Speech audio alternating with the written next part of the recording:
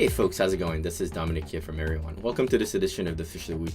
This week we're going to take a look at a phishing campaign that's been hitting some of our customers. And the phish we're going to take a look at is actually an example of brand impersonation. So let's get started here. So this email that came in to our customer is actually an email that pretends to be from Instagram. The email itself says your account's about to be permanently deleted, so you need to go and validate your account information in order to maintain your status. So this is, can be very stressing for some users that are big participants on Instagram here. But the target here is definitely targeted towards users who spend a lot of time on their mobile phones. There's a lot of controls that you would be able to check from your regular email clients that are not quite available on your personal phone. So that's what the attackers are betting on. So let's take a look at some of those.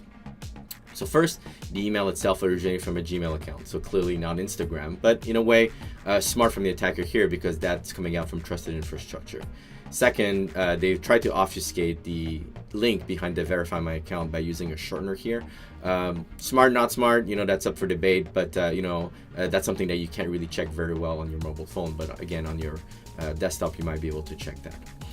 So if we take a look at the credential harvester here, by starting by tapping this verify my account button, it actually gets you to a page where it starts the process. So here, the page itself, in a way is a little sloppy. There's no HTTPS certificates on this page here. But again, on the mobile, if you're not paying attention, you can easily miss that. So, and we have those side by side here. So if we get started, we tap on next. The harvester here is basically asking me for my account information for Instagram as well as my password, and to ways for me to validate that information. And then if I submit that, it's asking me for more information, which is effectively my email account. So now again, I provide my username, my password to log into my Gmail account here. And finally, you get a thank you notice, and you get a redirection into Instagram.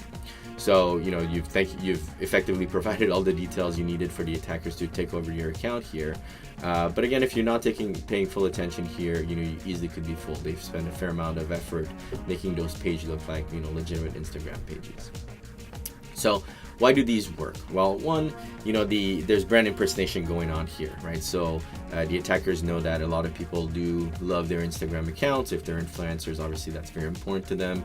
They're using multiple redirections before bringing you to that credential harvester. So again, making it a little bit harder for you to distinguish where that link is going. And finally, they've sent that email from a Gmail account, which is obviously trusted infrastructure here. So why does this work? So, like I said, a lot of the folks spend a lot of time on their mobile phones. So a lot of the controls that you would basically check when you're on your computer or your desktop are not necessarily there on your mobile phone. And again, losing an account, can be very stressing for certain people. So they want to make sure that they can continue to use their accounts there.